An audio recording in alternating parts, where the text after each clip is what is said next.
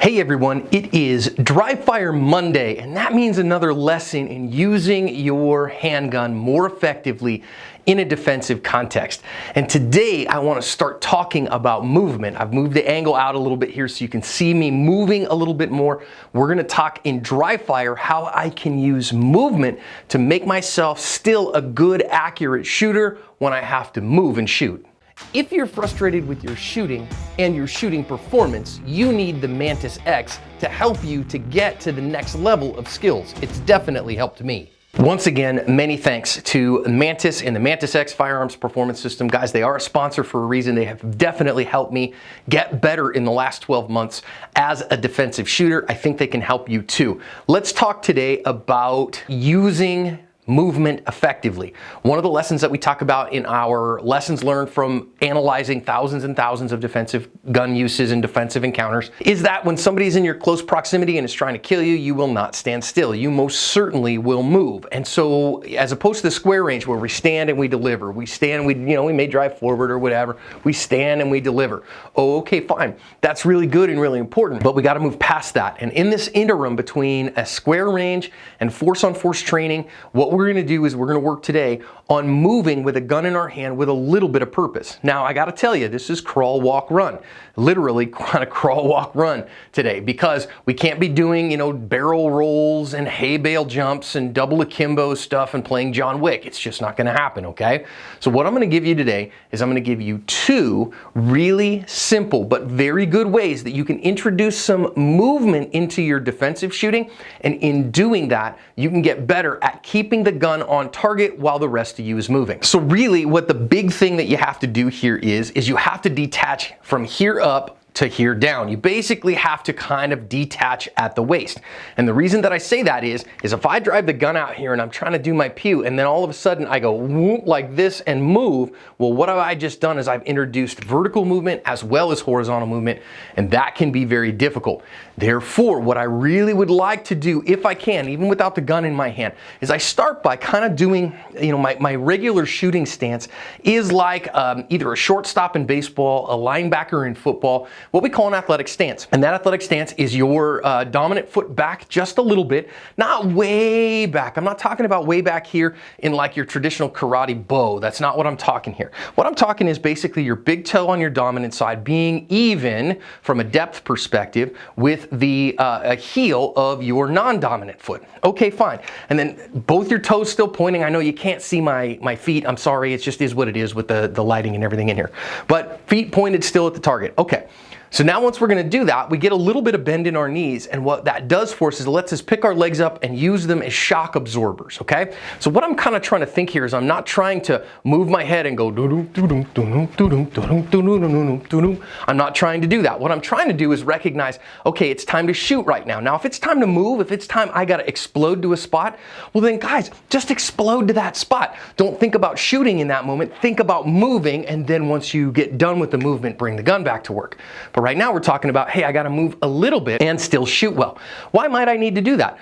Well, gosh, I may be in a spot where I can't see a bad guy very well. I may have an obstruction in the way. I may look at a bad guy and go, gosh, my family member is between me and that bad guy, and so I have to explode over here in order to get a clear shot on that guy. So I need to be able to do that. Now, what I don't want to do with that is if I've got the gun out here like this.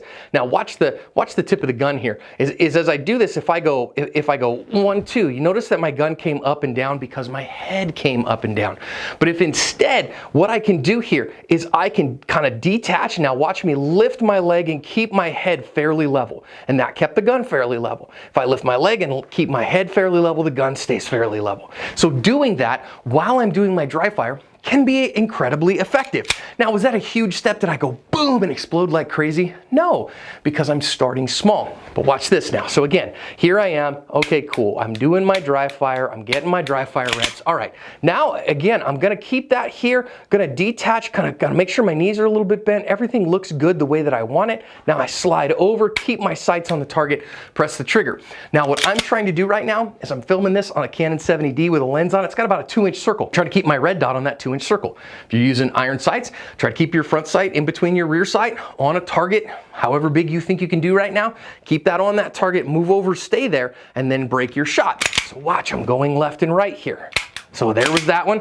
Now, if I see that one there and I move, keep it on the target and go. Now you might notice I actually broke the shot before I stopped. Maybe a little more advanced. So I might be able to say, okay, there it is, stopped, got it. Great. See it, stop, got it. Really good. Now what you might notice is my firing position here is not necessarily as good. I can really get a good firing position, slide over to a good firing position and get it. Okay, fine. When I start speeding up a little bit more, there's the gun, go. Still had enough to break the shot before I was completely set in my new shooting position, and that will speed you up and make you better. Okay, let's see that on the Mantis a little bit. Now what you're gonna notice here is that I'm recording and I don't have the raw score up, but rather I have the grid up, because your scores are gonna be terrible if you're moving while you're doing this. Your raw scores are gonna be terrible. I'm watching the movement of the barrel, and what I really wanna see here, if I can, is I wanna see the barrel moving straight right and straight left to the best of my ability. So let's see what I've got here. Let's see if I can do this. All right, set that down so that I can actually go at it. Okay, got the right trigger, yep, slide, go. Okay, now you look at that score, and what I'm seeing is I am seeing direct movement. Let's try a second shot. Okay, got a pretty decent shot there, and you can see how linear that track is. The fact that that is tracking quite linear is very helpful for me. That's what I want to see. So you can use something like this to track, am I really seeing it linear? Red dot can do the same for you if you want. Okay, let's see if we can go the other way and see if we can get something. Okay, see that one there? Again, same thing. You're seeing that press in that direction and you're seeing it go that way and it's nice and flat. That's exactly what I want to see. So if you want to take this to the next level, we start thinking about drawing the gun from the holster. Now we can do the whole thing if we want, but really what matters in this particular instance, the walk version, is from gun in hand. Because if the gun is out here and on target, I just have to maintain it out and on target. But if the gun is not, then I have to bring the gun to the target while I move. It's a little bit more difficult. But what I want you to see while you're doing this is pretty simple. Look at your target.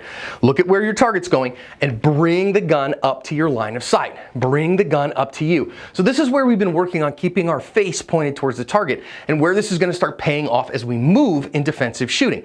Now again, I'm not saying you have to be straight up like this. I'm not saying you have to stand tall. You can totally bend forward if you want to. Just keep your face pointed at the target. If you want to have a little bit of bend, I'm totally comfortable with that. But what I want you to really think about here is I'm gonna move, and because I'm gonna move, I'm gonna keep my head on a level and I'm gonna bring the gun up to my head. That work that we've been doing in previous weeks is now gonna pay off, because again, I'm gonna bring over here and bring it and go. See my dot and go. Okay, so if I'm down here, bring the gun up, got it, let it go. Bring the gun up, see it and go. See, okay, again, even if I like to bend forward a little bit, bring it up, see it, go. Bring it up, see it, go. Now, am I moving a ton? No, I'm moving a little bit here. Can I explode more? I can. So if I get away over here a little bit and I go, I really want to see that, and I get it. Now, it's harder to get a good shot on a small target like I'm aiming at here, but I can. Got it, good. See a good shot and get it. So you can move a little bit more if you want, but start with smaller movements. Now I get it. This is something that a lot of ranges are not going to allow you to do.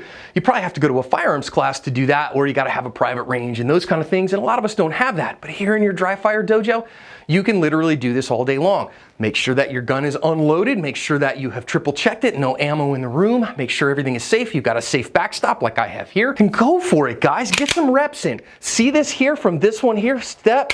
See your sights go. Ready? The other way. Step. See my sights go.